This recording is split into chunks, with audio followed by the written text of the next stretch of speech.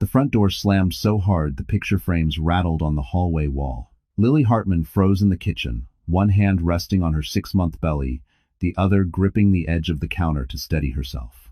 Jason Colwood stumbled in, smelling of expensive cologne Lily didn't own and whiskey she never bought. His shirt was wrinkled, his tie missing, and his eyes carried that reckless shine she had learned to fear.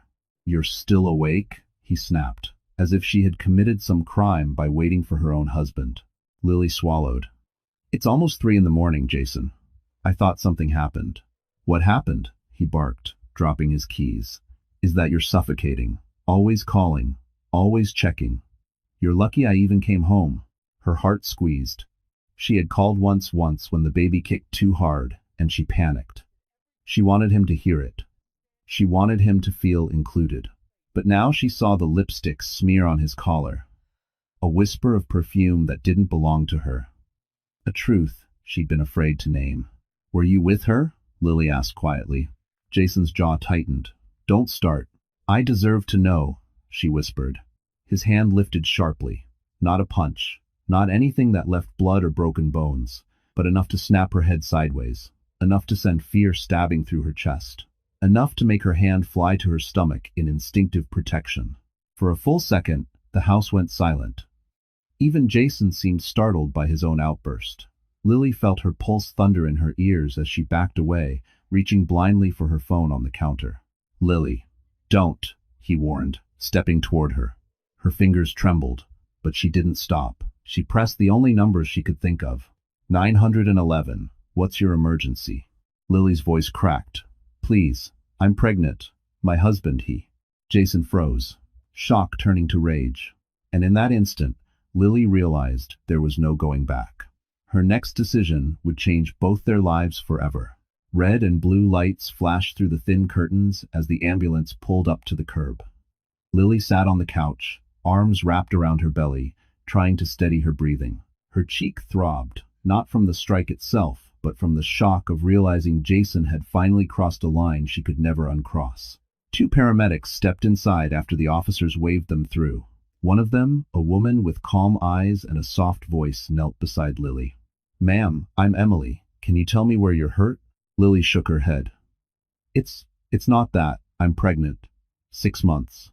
My stomach tightened after everything happened." Emily nodded gently. "Okay, let's just make sure you and the baby are safe." The other paramedic took her vitals while Emily placed a hand on Lily's wrist. "Your heart rate is elevated. Are you feeling dizzy?" "I'm scared," Lily whispered. "I don't want him near me." One of the officers stepped forward. "He won't be. He's outside right now. We're assessing the situation." But Lily could still hear him through the door. Jason's voice raised, insisting he did nothing, that Lily was overreacting, that he barely touched her. The tone wasn't remorse. It was entitlement. It was outrage at losing control. Emily exchanged a knowing glance with the officer. "Let's transport her." While they eased Lily onto the stretcher, Jason suddenly lunged toward the doorway. "Lily, you're not doing this.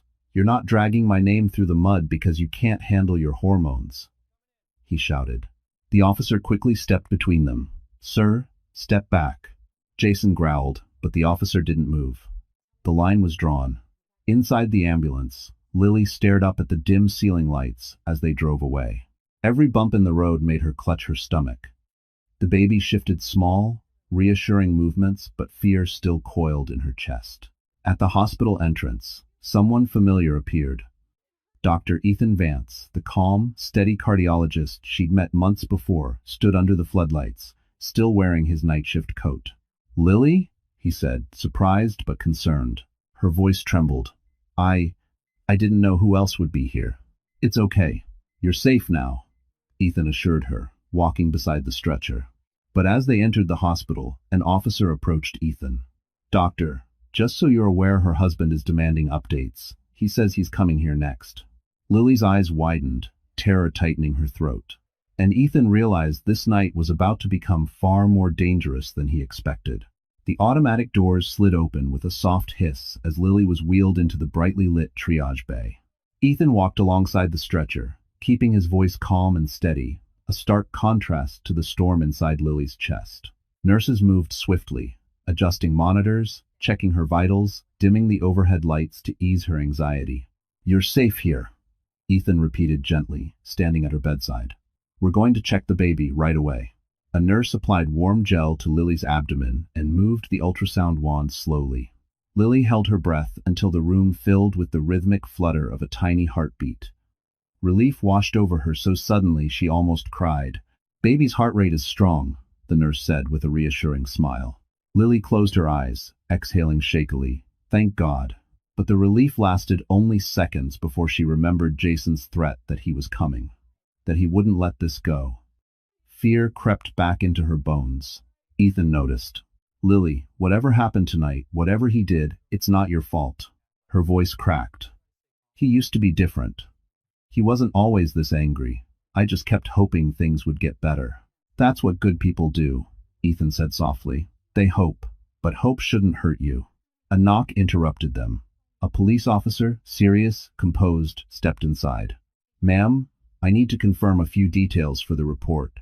Afterward, we can discuss protective options." "Everyone Adownix." Lily nodded, though her hands trembled. She answered every question while Ethan stayed close, offering a quiet anchor in the chaos. When the officer stepped out, Ethan gently placed a water cup on the bedside tray. "You're doing incredibly strong," he said, "but you don't have to go through this alone." Lily looked up at him, eyes glistening. "I don't know what to do next." Before Ethan could answer, a nurse hurried over. "Dr. Vance?" Her husband just arrived downstairs. "Security is holding him, but he's demanding access to her medical information." Lily's breath hitched. No, please, I can't see him." "You won't," Ethan promised, a firmness in his voice she hadn't seen before. "I'll make sure of it." Down the hallway, raised voices echoed Jason's voice, sharp and furious. He was closer than she expected. Ethan turned toward the sound, jaw tightening. "Stay here. I'm going to handle this," he said, stepping toward the door. Lily reached out, voice trembling. "Ethan, be careful." He glanced back, eyes serious. "I will, but he won't get near you tonight." Yet none of them knew Jason wasn't the only danger heading their way. Lily was discharged from the hospital just after sunrise, exhaustion weighing down every step she took. The air outside was cold and sharp, the kind that made the city feel too big, too loud, too unforgiving. Ethan walked beside her as far as the curb, respecting her independence, but refusing to let her leave unsupported. "Text me when you get home," he said quietly, "just so I know you and the baby made it in safely." Lily nodded, clutching the discharge papers. "Thank you for everything tonight." He gave her a small, reassuring smile. "You deserve safety, Lily. Remember that." She swallowed hard as she climbed into the cab. Part of her wanted to stay in the warm glow of his gentleness, but life didn't pause for comfort. It forced her to keep moving. The ride back to her apartment felt surreal. Her building stood exactly as she left it, but the moment she slid her key into the lock, something was wrong. The key didn't turn, not even a little. She tried again. And again, then she saw it, a brand new lock, freshly installed, the metal still shining. Her heart dropped. No. End quote. She pressed her forehead against the door, panic bubbling in her chest. All her things were inside, her prenatal medication, her clothes, her documents.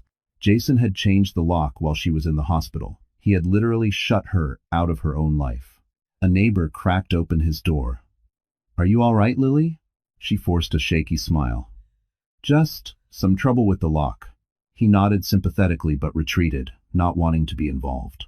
Lily backed away from the door, trembling. Where was she supposed to go? She couldn't stay outside in the cold. She couldn't call Jason, and she sure as hell couldn't break in, not with a baby inside her and police already involved. Her phone buzzed. A text from an unknown number.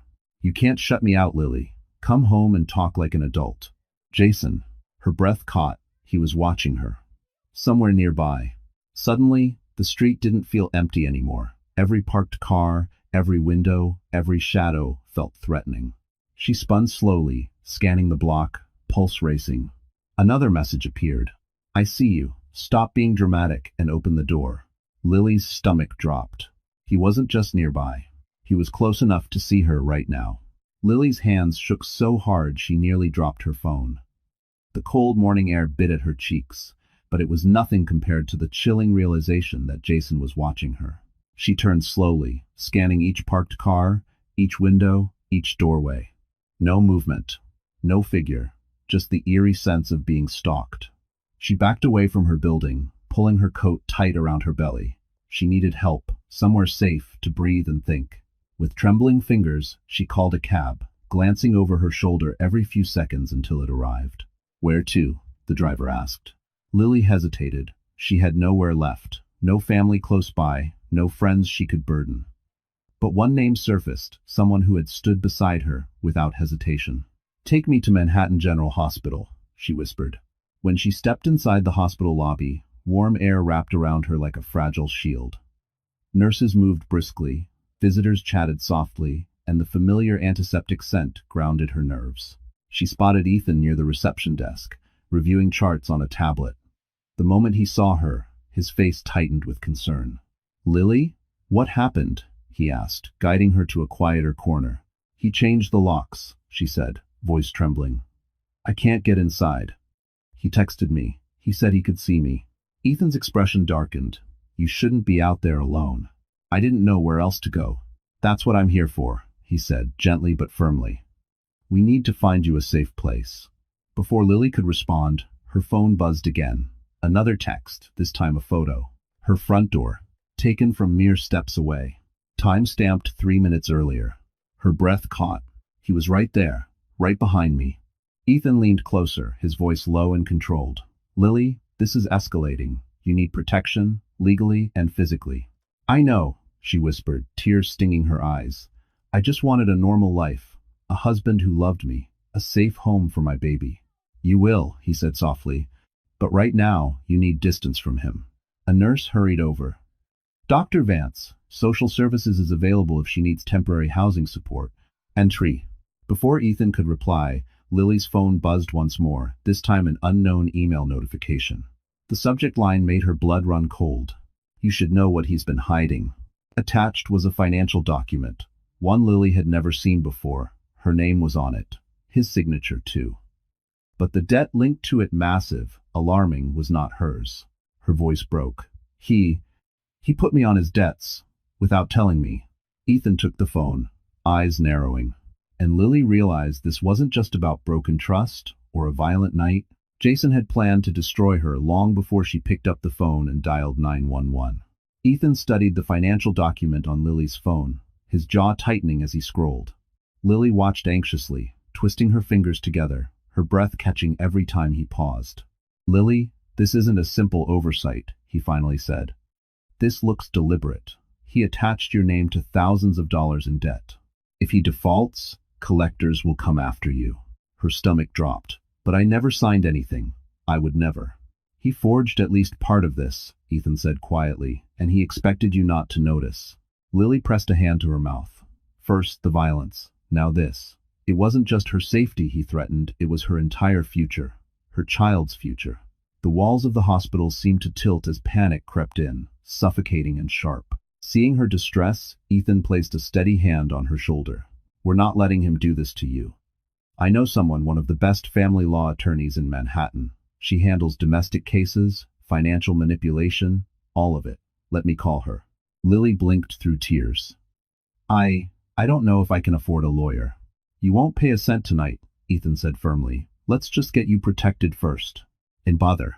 He stepped aside to make the call, his tone clipped, controlled, so different from the gentle voice he used with her. Lily exhaled shakily. She'd forgotten what it felt like to have someone on her side without conditions. A few minutes later, Ethan returned. "She's on her way.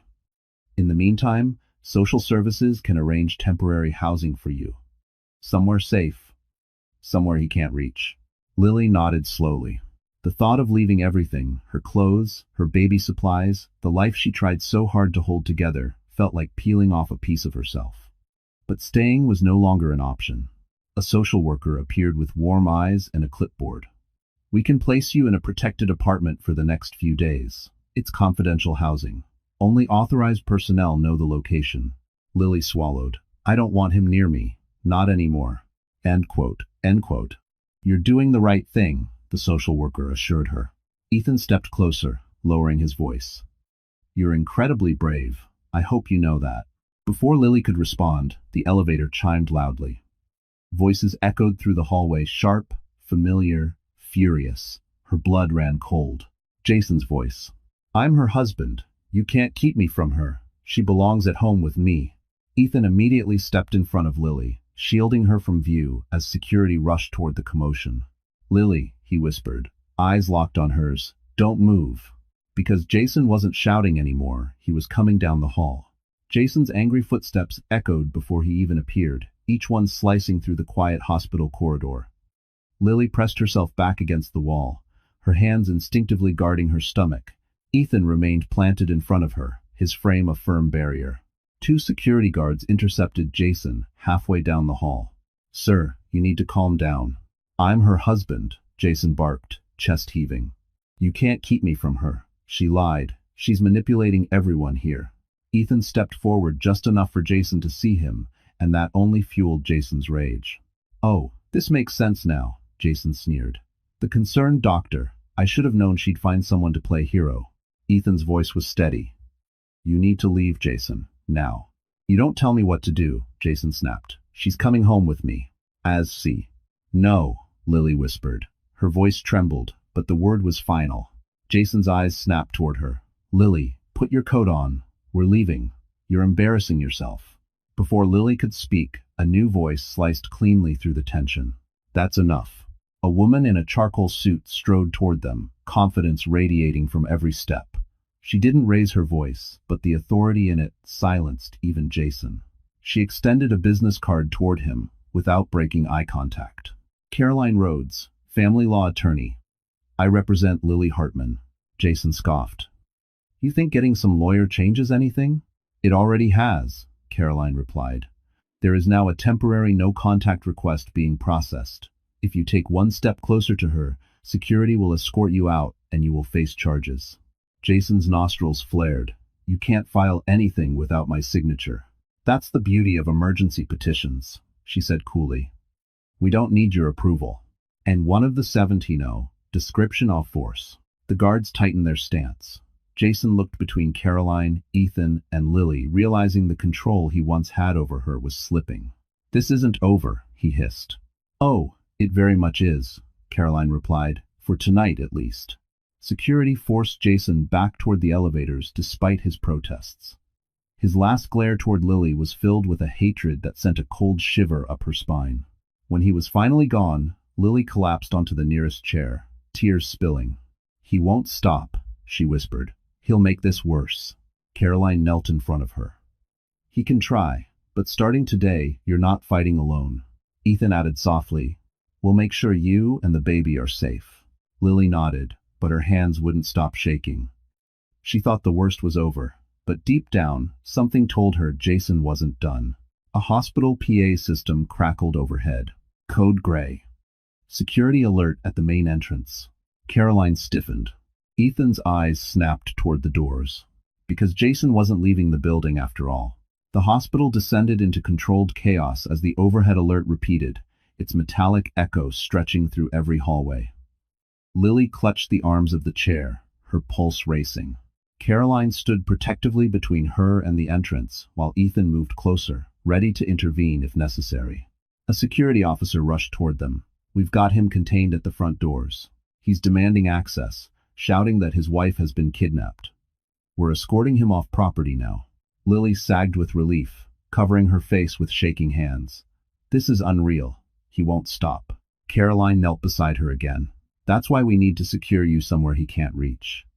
I've already spoken to social services. They have an available apartment in a protected building, quiet, discreet, and off the record. Lily nodded slowly. I don't have anything with me. Not even clothes. We'll handle that, Ethan said gently. The hospital keeps emergency clothing packs for displaced patients, and tomorrow we'll retrieve your essentials safely with police supervision. It was the first glimpse of a plan, a small island in the middle of a storm. Lily exhaled shakily, feeling a faint flicker of control returning to her chest. 2 hours later, after endless paperwork and whispered coordination, a transport car arrived for her. The early morning light filtered through the trees as Lily stepped outside with Caroline on one side and Ethan on the other. The world felt fragile, as though one wrong move could shatter the thin layer of safety forming around her. The protected apartment was in a modest, quiet brick building on the edge of Brooklyn, nothing luxurious, but warm and calm. The supervisor handed Lily a key and a folder of emergency contacts. "No one gets inside without clearance," he assured her. "Your husband won't know this location." Inside, the apartment smelled faintly of lavender cleaner. A small sofa, a tidy kitchen, a soft bed with folded blankets. Simple, but hers. A place to breathe. Ethan lingered in the doorway, hesitant. "If you need anything, even just someone to talk to, call me." Lily met his eyes, gratitude swelling in her throat. "Thank you." "I mean it," Caroline added. "Get some rest. Tomorrow, we start filing everything formally. And once this is in motion, he won't be able to manipulate you anymore." Lily nodded, feeling the smallest seed of hope take root. When they left, she locked the door behind them, sliding the chain across. Alone, she finally allowed the tears to fall, relief, fear, exhaustion, blending into one quiet release. She walked to the window and pulled the curtains aside. The street below was calm, empty, then she froze. A dark sedan sat across the road. Engine running. Lights off. No driver visible. And Lily felt her knees buckle as she realized the safe house might not be safe at all. Lily backed away from the window, her breath hitching as the sight of the idling sedan burned into her mind. She didn't know the make or model, but she recognized the feeling it gave her, Jason's presence. That suffocating sense of being watched, even when alone. She lowered the curtains slowly, forcing herself not to panic. This was supposed to be a safe house, a place he couldn't find. Her phone buzzed. For a split second, she feared it was Jason again, but the name glowing on the screen made her heart lurch in a different way. Brooke Carver, Jason's mistress. Lily stared at the notification, confusion tightening in her chest. She hadn't spoken to Brooke in over a year, and even then only in passing at company events. Why would she reach out now? The message preview read, "We need to talk. You should know the truth before he ruins you." End quote. Lily hesitated, then opened the message. Brooke had sent a voice memo, 30 seconds long. Lily pressed play with a shaking thumb. Brooke's voice came through cold, clipped, nothing like the breezy persona she flaunted online. "Lily, I'm not doing this for you. I'm doing it for myself. Jason's falling apart, and he's dragging everyone with him. You're not the only one he lied to." Another message popped up instantly. "He used your name on more than one loan. He told me you agreed. I didn't believe him, so I checked." Lily's knees nearly gave out. "More than one loan?"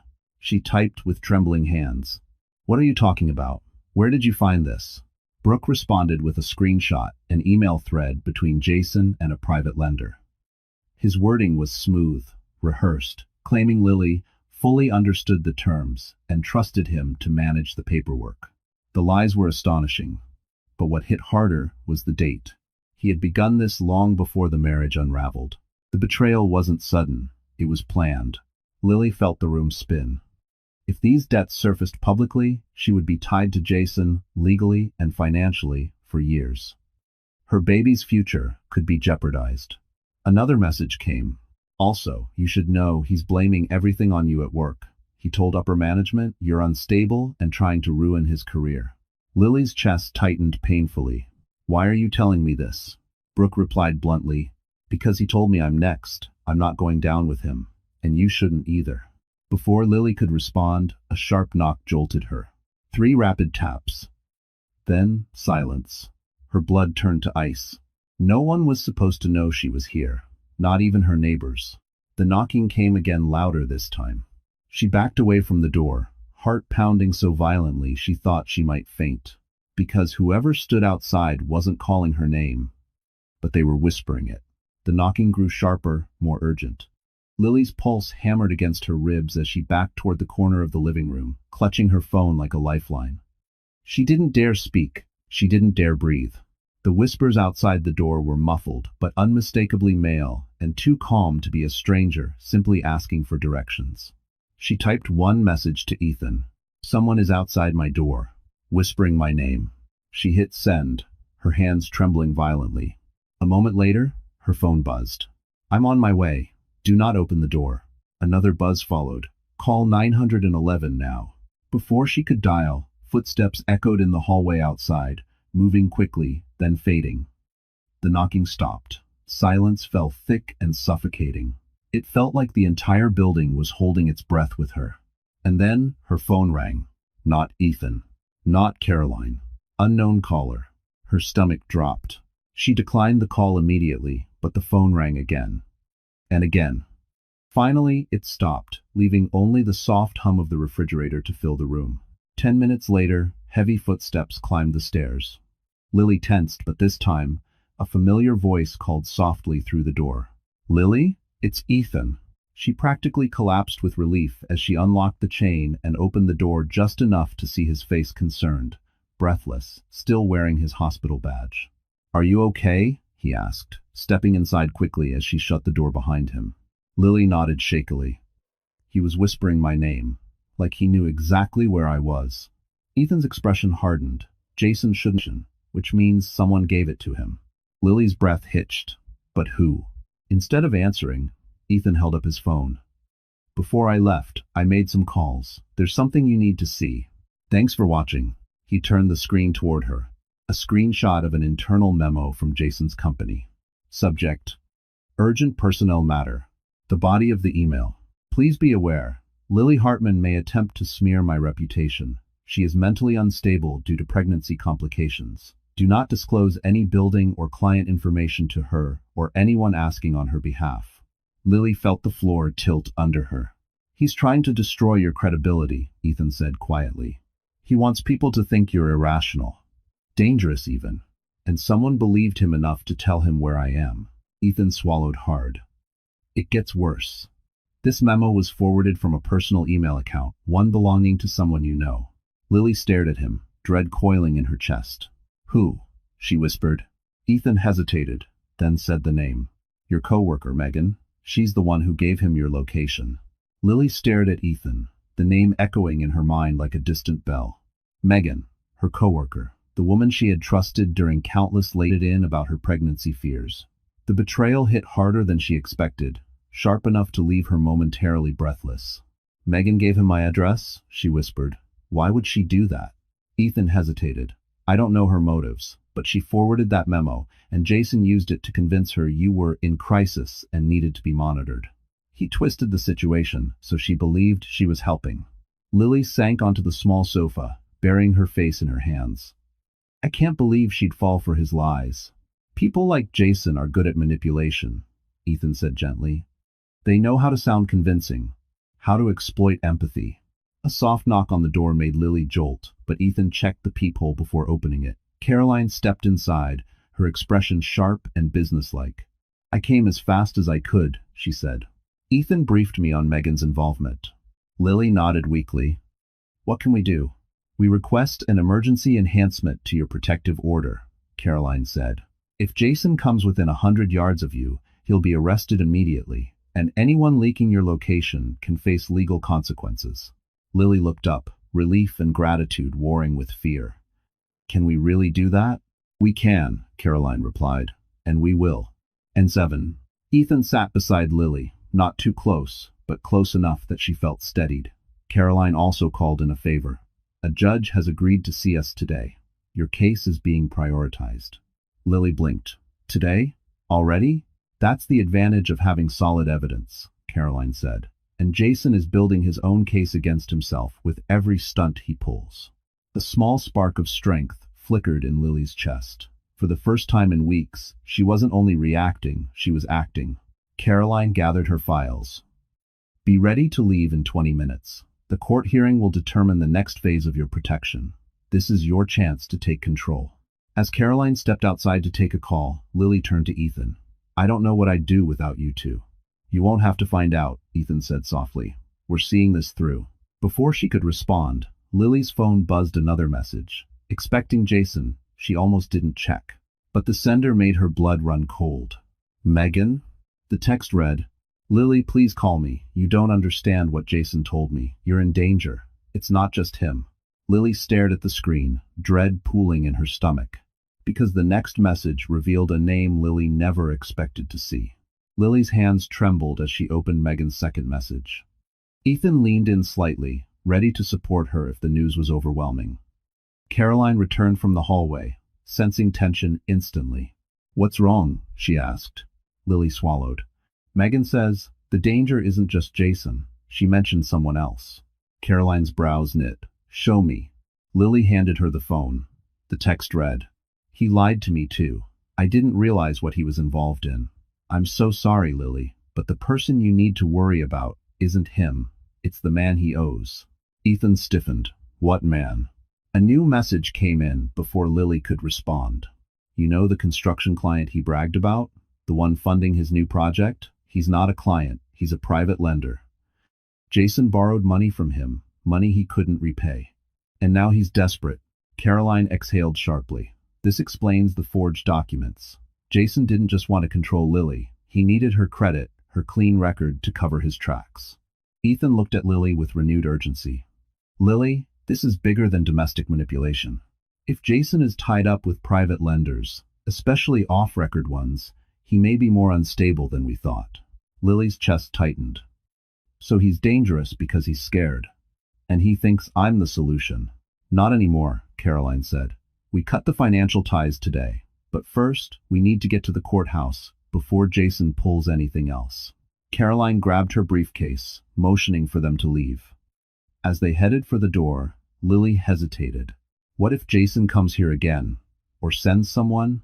"The building is monitored," Caroline assured her. "But once the order is approved, we'll request law enforcement to check this location regularly." Ethan placed a steady hand on Lily's arm. "We won't let anything happen to you." They stepped into the hallway, and for a moment, Lily felt grounded again between the two people who believed in her more than she believed in herself. The elevator reached the ground floor with a dull chime, and the trio walked toward the exit. Outside, a thin winter sun cast long shadows down the block. A car drove past slowly, too slowly, its tinted windows impossible to see through. Caroline noticed it too. "Don't look," she murmured, guiding Lily toward the taxi waiting at the curb. But Lily couldn't help glancing back. The car brake lights flickered on, then off, then on again. A signal. Her blood ran cold. At that same moment, Caroline's phone vibrated. She glanced at the screen, and her face blanched. "It's the courthouse," she whispered. "Something's happened." Ethan leaned in. "What is it?" Caroline looked at Lily, eyes sharp with alarm. "Jason beat us there. And he filed something meant to destroy you before we can speak." The taxi sped through Manhattan traffic as Caroline explained what Jason had done. "He filed an emergency motion," she said, her tone clipped with frustration. "He's alleging you're mentally unstable due to pregnancy complications and that you're a danger to your own child." Lily stared at her, stunned. "He's trying to take my baby?" "That's exactly what he's trying to set up," Caroline replied. "He knows custody rulings favor mothers unless there's a proven issue, so he's creating one." Ethan clenched his jaw, leaning forward. "This is beyond manipulation. He's trying to erase her." Lily swallowed back tears. "He knows how much this baby means to me. Why would he do this?" "Because he's drowning," Caroline said, her voice steady but sympathetic. "People like Jason cling to whatever control they have left. And right now, that's you." Traffic halted abruptly as the driver hit the brakes, jolting them all forward. A siren wailed behind them. Lily glanced out the window. An ambulance was racing past. For a fleeting moment, she envied the clarity of an emergency. At least in a crisis, people knew what to do. Her phone buzzed again. This time, it wasn't Megan. It was her mother's caregiver. "Ma'am, it's about your mother," the voicemail began. "She collapsed this morning. They're transferring her to County General. They need a family member present." Lily's entire world tilted. She replayed the message, her heart squeezing painfully. "No, no, no," she whispered, covering her mouth. "She was doing better last week. She promised she'd rest." Ethan's expression softened instantly. "Lily, I'm so sorry." Caroline placed a firm hand on Lily's shoulder. "We'll reroute to the hospital. Family emergencies take priority." The driver changed lanes, speeding toward County General. Lily stared out the window, blinking rapidly, fighting the hopelessness threatening to swallow her. "My mother doesn't even know what's happening with Jason," she whispered. "I didn't tell her. I didn't want to worry her." "She wouldn't blame you," Ethan said gently. "You're carrying too much already." When they reached the hospital, Lily rushed inside, her breath uneven. A nurse recognized her immediately. "Are you Lily Hartman? Your mother is in critical care. She lost consciousness, but they stabilized her." "Can I see her?" Lily begged. "In a moment. The doctor will speak with you first." The minutes stretched into an eternity. Finally, the doctor approached with a chart in hand. "She's asking for you," he said, "but she's weak. You'll need to keep the conversation brief." Lily nodded, wiping her eyes. She followed the doctor toward the ICU, each step heavier than the last. Through the glass window, she saw her mother pale, fragile, wires everywhere. But when her mother lifted her eyes and whispered her name, Lily felt her heart break. "Sweetheart, there's something. I need to tell you." Lily stepped closer. "What is it, Mom?" Her mother's lips trembled. "Jason came to see me." Lily's breath caught in her throat as her mother's trembling words sank in. "Jason came to see you?" she whispered, gripping the side of the hospital bed. Her mother nodded weakly. He said you were confused, that you were making mistakes, that you weren't safe alone." She paused for air. "He wanted to know where you were staying now." Lily felt her knees wobble. "Mom, no. You didn't tell him." "I didn't," her mother interrupted, mustering what little strength she had. "But he scared me. He said he was the only one who could protect you." I didn't know what to believe. A wave of nausea hit Lily, not from pregnancy, but from the chilling realization that Jason had already started poisoning anyone connected to her. Her world was shrinking under his shadow. Before she could respond, Ethan entered the room quietly. His expression softened when he saw her mother, but the tension in his posture betrayed the storm brewing behind his calm exterior. "Mrs. Hartman?" he said gently. "I'm Dr. Vance. It's good you're awake." Her mother offered a faint smile.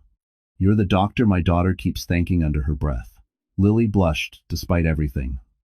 Ethan moved closer, not hovering, but present, and turned his attention back to Lily. "Caroline updated me," he said. "The emergency hearing has been moved forward. They want you there in 2 hours." Lily blinked. "I can't leave. Not until I know she's stable." "I'll be fine," her mother whispered, squeezing Lily's hand with surprising strength. "Go fight for yourself. Fight for the baby. I'm not going anywhere." The conviction in her voice grounded Lily long enough for her to straighten her back and nod. "Okay, I'll go." End quote. As Lily and Ethan stepped into the hallway, Caroline hurried toward them, phone pressed to her ear. "New development," she said the moment she hung up. "Jason filed a statement claiming he visited your mother out of concern. He's painting you as emotionally volatile." Lily's voice cracked. "He's using her illness against me." "Yes," Caroline said bluntly, "but he may have overplayed his hand. If he pressured a medically fragile patient, it could work in our favor legally." Ethan frowned. "That depends on proving he was there with harmful intent." Caroline nodded. "And we might be able to. A nurse says she saw him arguing with someone in the hallway." Lily's heart raced. Finally, a crack in Jason's armor. But as they reached the exit doors, Caroline's phone buzzed again. She checked it, and her face went pale. "What now?" Ethan asked. Caroline looked at Lily, eyes tight with urgency. "Jason just requested temporary custody of the baby, and the judge agreed to hear his motion today." The city blurred past the taxi windows as Lily pressed a trembling hand to her belly, trying to steady her breathing. The idea of Jason requesting temporary custody felt like a nightmare she couldn't wake from. Ethan sat beside her, deliberately calm, while Caroline fielded calls in the front seat. "He's trying to weaponize your pregnancy," Caroline said, finally lowering her phone. "He wants to convince the court you're unfit until after the baby is born." Lily's chest tightened. "He never wanted to go to doctor appointments. He never asked about the baby. Why is he pretending now?" "Because custody gives him leverage," Caroline replied, "and leverage is the only thing keeping him afloat." As they reached the courthouse, reporters lined the steps, cameras ready. Lily froze. "They're here for Jason," Ethan murmured, "not you." "And still," Lily whispered, shrinking back instinctively, "I don't want them seeing me like this." Ethan gently placed a hand between her shoulder blades, guiding her toward the side entrance. "You're not facing them alone." Inside, the courthouse buzzed with tension. Clerks rushed past, phones rang constantly, and every echoing footstep felt too loud. Caroline led them to a small conference room where they could wait. "I'm going to speak to the judge's assistant," Caroline said. "Stay here, and don't open the door unless I say so." When the door closed behind her, silence settled over the room. Ethan turned to Lily, his voice low and warm. "You've handled everything that's been thrown at you," he said. "You can handle this too." Lily's eyes shone with exhaustion. "I'm just so tired. I don't want to keep fighting him." "You're not fighting him," Ethan said softly. "You're protecting your child. That's different." Before she could reply, the doorknob rattled. Lily's breath caught. "Caroline?" No answer. The knob turned again, more forcefully this time. Ethan's posture shifted instantly, shoulders squaring, voice firm. "Who is it?" A familiar voice seeped through the crack in the door, smooth and venomous. "Lily, we need to talk before the hearing."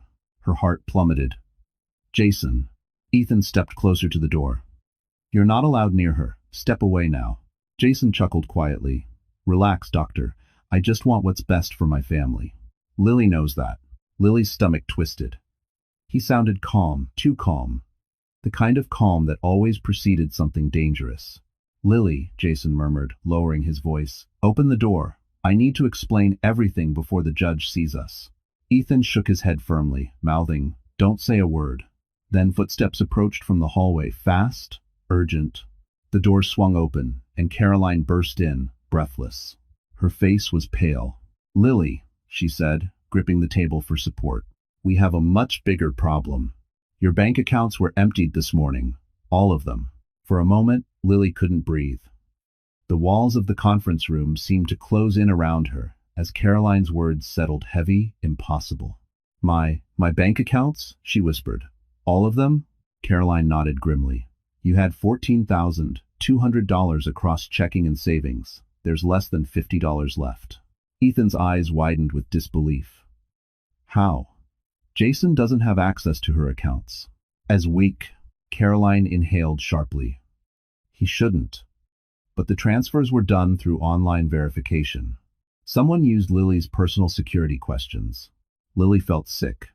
"He used the answers I told him years ago. I never changed them. I didn't think he'd ever." "He did," Caroline said. "He drained everything to make you look financially unstable. He wants the judge to believe you can't provide for the baby."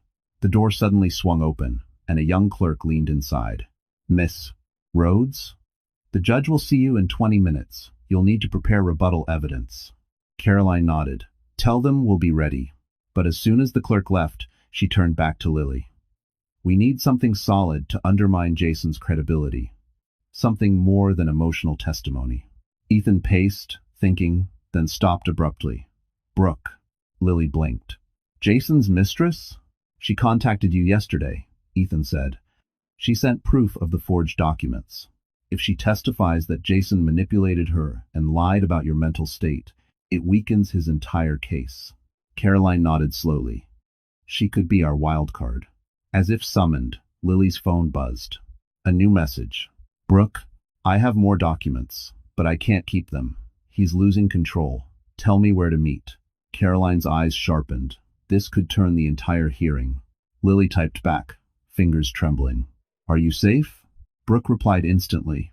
"No, and neither are you." Jason left the office early. "He knows the judge is seeing you. He's planning something." Ethan stepped closer, voice low. "Caroline, we need Brooke in a controlled environment, not on the street, not anywhere Jason can reach her." "I agree," Caroline said. "I'll request a secure witness room." Lily asked Brooke to come to the courthouse side entrance. Lily hesitated, then typed, "Come to the courthouse, side door. Security will meet you." 3 dots appeared. Then Brooke's final message arrived. "Okay, but hurry. Someone from Jason's team is following me." Before Lily could react, another phone buzzed Caroline's. She checked the caller ID, her face tightening. "It's courthouse security." She answered quickly. "This is Caroline Rhodes." A voice crackled urgently through the line. "Ma'am, we found something outside the building. Something addressed to your client." Lily's heart dropped. "Addressed? To me?" Caroline listened, her face draining of color. She hung up slowly and looked at Lily and Ethan. "Someone left a sealed envelope on the courthouse steps, with your name on it and Jason's handwriting all over it." Caroline held the phone in her hand as if it were burning. Lily watched her, pulse hammering, waiting for her to explain.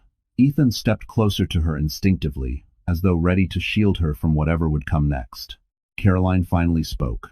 Security says the envelope was placed very deliberately. No postage, no fingerprints on the outside, just Lily's name in Jason's handwriting. Lily's stomach churned. What's inside? They didn't open it, Caroline replied. They wanted my authorization first. Ethan frowned. Could it be a threat? Possibly. But if it's a confession or documentation he wants to use against her, it could blow up in his face. Caroline motioned for them to follow. We need to see it. Thanks for watching. They hurried down the courthouse hallway to a secured room where 2 officers waited. On the metal table sat a cream-colored envelope, thick, heavy, and unmistakably written in Jason's bold handwriting. Lily froze. Something about it felt wrong. Too intentional. Too personal. Open it, she whispered. Caroline put on gloves and carefully slid a letter opener under the seal. Inside was a stack of papers neatly clipped, almost formal. She lifted the first page and scanned it. Her jaw dropped. Oh my God. Ethan leaned in. What is it? It's a financial declaration, Caroline breathed. One he should have filed weeks ago. She flipped through the papers quickly. And he signed it under penalty of perjury. Is that bad for him? Lily asked, her voice small. It's catastrophic, Caroline said. He listed debt. She stopped abruptly, eyes widening even more. He claimed you approved it all in writing. Lily nearly collapsed. What? I know, Caroline assured her, placing the papers on the table. But this version contains forged signatures. Badly forged. No judge will believe this over your original documents. Ethan exhaled. So, he panicked. He rushed this. He thought he could outmaneuver the system by overwhelming it. And instead, Caroline said, he handed us evidence he committed fraud, financial abuse, identity manipulation. She shook her head. This could turn the custody case completely. Lily stared at the papers, proof of every lie he'd woven, proof he was unraveling. But before relief could settle, one of the officers stepped forward. Miss Rhodes, that's not all. What else? Caroline asked. The officer held up a smaller note found inside the envelope. A handwritten message addressed directly to Lily. Caroline read it aloud quietly. I didn't want it to come to this. But if I'm going down, I'm not going alone. Lily's breath hitched. He wrote that? There's more, the officer said grimly. A witness saw someone drop the envelope. Caroline stiffened. Jason? The officer shook his head. No, a woman, mid-20 seconds, blonde, looked nervous. Lily's heart stopped. Brooke. Ethan met her eyes. If Brooke delivered this, it means she's running out of time. Ethan exchanged a tense look with Caroline as Lily tried to steady her breathing. The realization that Brooke had delivered the envelope herself, knowing it contained incriminating evidence, made the situation even more volatile. Brooke wasn't just scared. She was desperate. Caroline folded the forged financial papers and tucked them into her case. We need Brooke alive and in one piece. Her testimony could dismantle Jason's entire argument. Lily swallowed hard. What if Jason got to her first? That's exactly what I'm worried about, Caroline replied. If she's the one who left the envelope, she might be trying to warn us or distance herself from him before everything explodes. Ethan placed a reassuring hand on Lily's shoulder. Brooke reached out to you because she realized Jason isn't just dangerous to you. He's a danger to anyone tied to him. Before Lily could respond, her phone buzzed again. Another message from Brooke. Short, panicked. He's angry. He knows I took something from his office. Please meet me. I can't go to the courthouse entrance. Too many eyes. Attached was a location pin. A cafe just 2 blocks away. Public enough to feel safe, but close enough to the courthouse for her to make it back in minutes. Caroline inhaled sharply. We cannot split up right now. But Lily shook her head. If she disappears, I lose the only witness who can prove he forged everything. Ethan stepped in front of her. You're not going alone. I'll go with you. Caroline hesitated. This is risky. Jason could be tracking her. Or following her. He's tracking everyone, Ethan said quietly. But if Brooke is on the edge, we need to reel her in now before Jason silences her. Caroline exhaled. Fine. But you both stay in public view, and call me the second you reach her. They exited the courthouse through a side door, blending into the flow of foot traffic on the busy Manhattan sidewalk. The winter air cut through Lily's coat, each gust carrying the weight of the morning's revelations. The cafe appeared at the corner, a narrow storefront with fogged-up windows and a flickering neon sign. Lily scanned the tables outside, heart pounding. No, Brooke. Ethan checked his phone. The pin is accurate. She should be right here. Lily stepped closer, peering through the glass. That's when she saw it. A purse on an empty chair. Brooke's. She recognized the silver initials. But no Brooke. Ethan moved inside, Lily following close behind. The barista looked up nervously. Are you looking for the blonde woman? She was just here, he said, but she left in a hurry. Someone came in, whispered something, and she panicked. Lily felt the room tilt. Who came in? The barista glanced toward the window. I didn't see his face. But he had a dark coat and he kept checking his phone, like he was watching someone. Ethan stiffened. Jason. But the barista shook his head slowly. No. The name the woman said before she ran out, it wasn't Jason. End quote. He hesitated before finishing. She said, he sent Eric. The name hit Lily like a physical blow. Eric, not Jason. Someone worse, someone she'd never met, but whose shadow lingered behind every debt Jason created. Ethan placed a steadying hand on her arm as the color drained from her face. Lily, breathe, he urged softly. But she couldn't. A knot of fear tightened around her ribcage, squeezing until her vision blurred. She clutched the table for balance, and that's when a sharp pain rippled across her abdomen. Not just tension, not anxiety. A contraction. Ethan's expression shifted instantly from concern to clinical focus. Lily, look at me. How far apart has the pain been? She tried to speak, but another wave hit stronger this time. She gasped, gripping Ethan's sleeve. It just started, but it's sharp, too sharp. Ethan knelt beside her chair, his voice low and calm. Okay. We're going to the hospital right now. You're 34 weeks, the baby might be early, but we're prepared. Caroline burst into the cafe at that moment, eyes wide. I just got your message. Where's Brooke? She ran, Ethan said, and someone named Eric is after her. Caroline swore under her breath, then noticed Lily's posture. Oh God, Lily, are you? She's contracting, Ethan said. We need to move. Thanks for watching. End quote. The taxi ride to Manhattan General was a blur of flashing lights and shallow breaths. Lily leaned against Ethan, trying not to panic as the contractions grew closer together. Fear twisted inside her, but beneath it, a fragile thread of hope. She wanted her baby safe. She wanted to hold something in her arms that Jason could never poison or steal. At the hospital, nurses rushed her into a delivery room. Ethan stayed by her side, gloving up as they prepped her. Caroline called the judge, explaining the emergency. The hearing would be rescheduled. Lily barely heard any of it. The world narrowed to the sound of her heartbeat and the rhythm of her breaths. Hours blurred. Nurses whispered updates. Machines beeped steadily. Finally, with one final push, a sharp cry pierced the room, pure, strong, alive. Her baby boy. They placed him on her chest, tiny and warm, and Lily burst into tears. Relief. Love. Freedom. Everything crashed over her at once. He's beautiful, Ethan whispered, wiping a tear from his own cheek. You did it, Lily. He's safe. But before Lily could fully absorb the moment, a nurse hurried into the room, her expression tight. Miss Hartman, I'm sorry to interrupt, but there's a serious issue. Ethan straightened. What is it? The nurse glanced between them, hesitant. There's a man downstairs demanding access to the baby. He says he's the father and that he has a court order. Lily felt the world tilt. Caroline stepped closer, whispering urgently, It's not Jason. For a moment, Lily couldn't process the nurse's words. Not Jason? Then who was demanding access to her newborn son? Ethan's hand tightened gently around her wrist, grounding her as Caroline stepped forward, her voice low and steady. Who is he? Caroline asked the nurse. He identified himself as Eric, the nurse said. He claims he has legal interest in the child due to financial entanglements with the father. Is. Lily's breath hitched. No, he has nothing to do with my baby. Caroline exhaled sharply. He's using Jason's debt as leverage. He thinks that gives him rights. It doesn't. Ethan moved toward the door. I'm going downstairs. No, Caroline said firmly, stepping in front of him. Security will handle Eric. You stay with Lily. Minutes later, 2 officers entered the room. Miss Hartman.